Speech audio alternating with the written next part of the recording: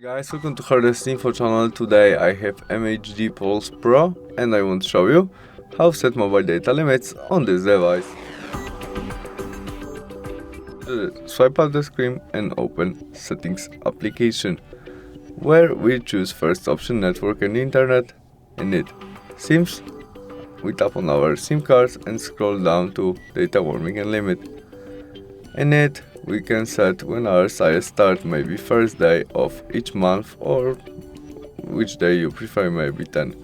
We press set. Then we can turn on by the switch data warming, and we can set in gigabytes, megabytes, what you prefer. Maybe you set 8 gigabytes, but you can do it also in megabytes. And data limit, turn on it, confirm by OK, and we can set it. That's all. Thanks for watching. Bye.